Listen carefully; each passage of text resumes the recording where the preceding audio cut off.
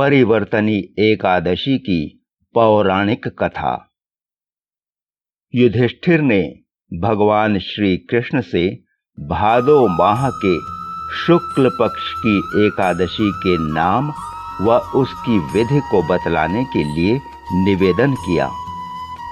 भगवान श्री कृष्ण ने पुण्य, स्वर्ग व मोक्ष देने वाली पापनाशिनी वामन एकादशी का महात्म्य सुनाते हुए कहा कि हे राजश्रेष्ठ युधिष्ठिर, ये कथा ध्यानपूर्वक सुनो। हे युधिष्ठिर, भादो माह के शुक्ल पक्ष की यह एकादशी पद्मा, परिवर्तनी व जयंती एकादशी के नाम से जानी जाती है। जो मनुष्य इस एकादशी के दिन मेरे वामन रूप की पूजा करता है, वह तीनों लोकों में पूज्य हो मोक्ष का अधिकारी बनता है।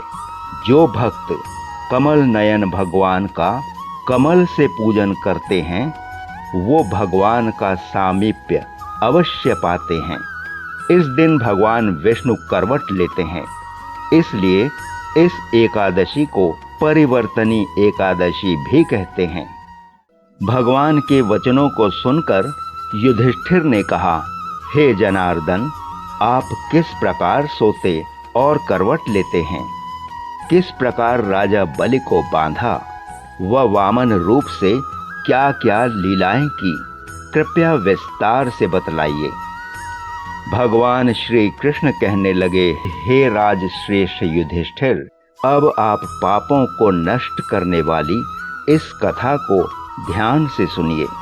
त्रेता युग में बलि नामक एक दैत्य था। वह मेरा परम भक्त था। विभिन्न वेद सूक्तों से मेरा पूजन करता। वह नित्य ब्राह्मण भोज करवाता एवं यज्ञ के आयोजन करवाता। देवराज इंद्र के प्रति द्वेष के कारण उसने इंद्रलोक व समस्त देवताओं को जीत लिया। हारे हुए देवता बृहस्पति व इंद्र सहित शेष शैया पर विराजित भगवान विष्णु के समक्ष नतमस्तक हो गए।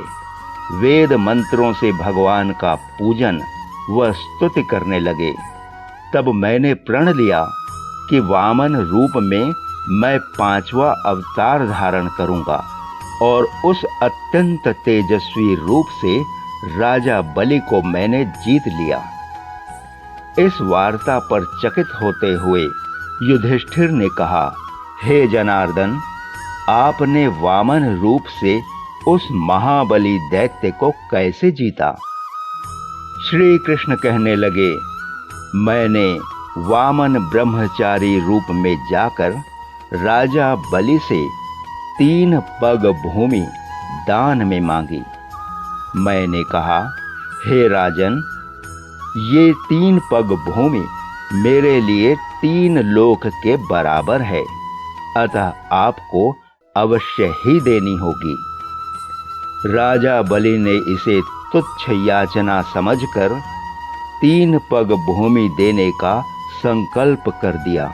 मैंने अपने त्रिविक्रम रूप का विस्तार कर भूलोक में पद, भुर्वलोक में जंघा, स्वर्गलोक में कमर, महलोक में पेट, जनलोक में हृदय, यमलोक में कंठ की स्थापना कर सत्यलोक में मुख व उसके ऊपर मस्तक स्थापित किया।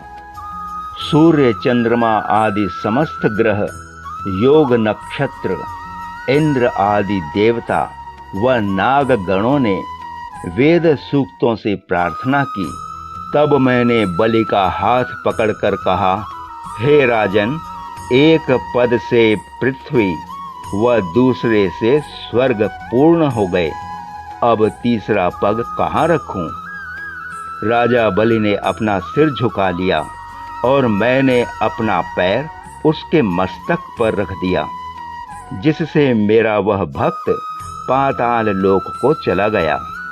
फिर उसकी विनती व नम्रता को देखकर मैंने कहा, हे बलि, मैं सदैव तुम्हारे निकट रहूंगा। भाद्रपद शुक्ल पक्ष की एकादशी के दिन बलि के आश्रम में मेरी मूर्ति स्थापित हुई। मेरी एक प्रतिमा राजा बलि के पास रहती है और एक क्षीर सागर में शेषनाग पर शयन करती है।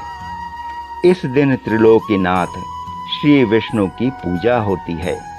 इस दिन तांबा, चांदी, चावल व दही का दान किया जाता है। रात्रि को जागरण व भगवत नाम का कीर्तन करना चाहिए। जो इस कथा को पढ़ते या सुनते हैं वो अश्वमेध यज्ञ के पुण्य के समान फल पाते हैं। श्री राधे जय श्री कृष्ण।